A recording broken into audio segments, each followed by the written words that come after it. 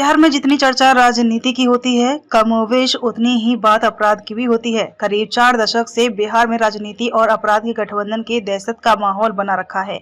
राज्य के हर इलाके में कुछ ऐसे नाम थे या हैं जो अपने अपराध की वजह से चर्चा में बने रहते हैं।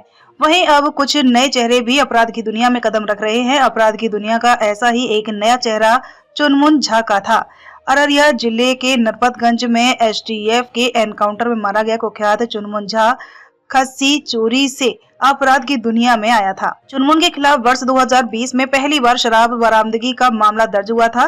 तब उसके घर से चोरी का सामान भी बरामद हुआ था। 2 वर्ष पूर्व 2023 में फारबिसगंज में उसे आभूषण दुकान में लूट की योजना बनाते हथियार के साथ गिरफ्तार किया गया था। चुनमुन का पैतृक घर अररिया जिले के पलासी थाना अंतर्गत मजलिसपुर रहने की वजह से उसे वहां स्थानीय स्तर पर संरक्षण भी मिलने लगा था। बहरहाल कई संगीन मामलों में शामिल रहे चुनमुन झा के किस्से का अंत हो गया है, लेकिन इसी के साथ एक और शख्स के अपराध की चर्चा होने लगी है। यह शख्स है संतोष झा। यह नाम मिथिला इलाके में सबसे चर्चित रहा है। सीतामढ़ी और शिवहर के इलाके में संतोष झा की तूती बोलती थी।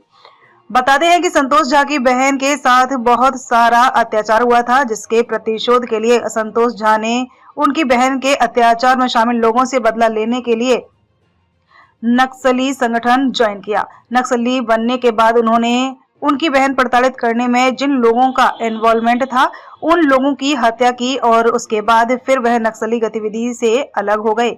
इसके बाद अपना एक गिरोह बनाया जिसका नाम था Bihar peoples liberation army. Santosh Jha इसके चीफ बने और उन्होंने खास तौर पर इंजीनियर और इंजीनियरिंग डिपार्टमेंट को टारगेट किया और रंगदारी की मांग करने लगे। रंगदारी नहीं देने पर कई इंजीनियरों की हत्या हुई, जिसमें सबसे चर्चित डबल इंजीनियर हत्याकांड रहा।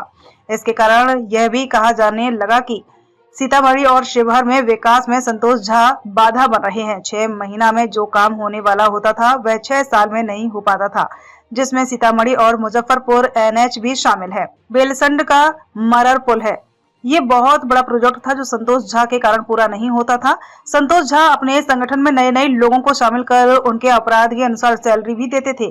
साल 2004 के बाद पूरी तरह संतोष झा आपराधिक घटनाओं को अंजाम देने लगे। इसके साथ ही अपने गिरोह का विस्तार किया और उत्तर बिहार में चर्चित गैंगस्टर बन गए। सीतामढ़ी, शिवहर, मुजफ्फरपुर, मोतिहारी, बेतिया, गोपालगंज, दरभंगा आदि जिलों में संतोष झा का नेटवर्क फैल। वह 16 साल से अपराध की दुनिया में सक्रिय रहे।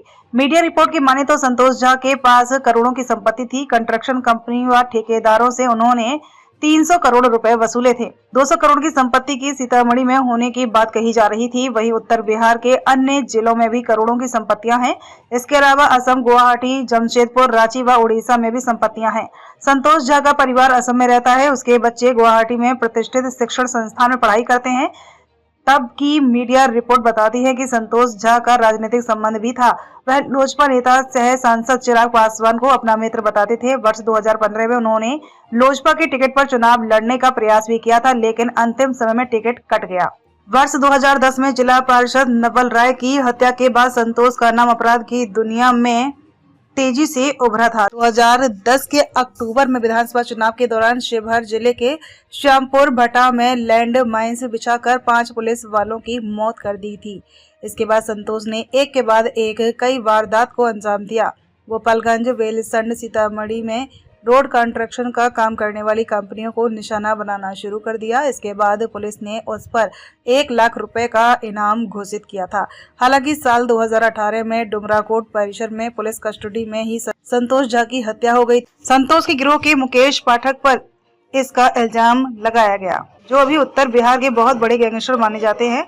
फिलहाल जेल में बंद होने के कारण भूमिगत है। संतोष की हत्या में उनका नाम आया था। संतोष झा की हत्या एक ठेकेदारी को लेकर हुई, जिसमें कई लोग संतोष के विरोध में खड़े हुए। उसमें उनका साथ मुकेश पाठक ने दिया, ऐसा संतोष झा गैंग का मानना है। चूंकि मुकेश पाठक कभी संतोष झा गैंग में सबसे बड़े शूटर माने जाते थे। फिलहाल संतोष झा के हत्या का बदला लेने और उनके स्थान पर काबिज करने के लिए तिहाड़ जेल में बंदे विकास झा उर्फ कालिया आपराधिक घटनाओं को अंजाम दे रहे हैं। हत्या को अंजाम देने के बाद खुद उसकी हत्या का इल्जाम अपने माथे ले रहे हैं।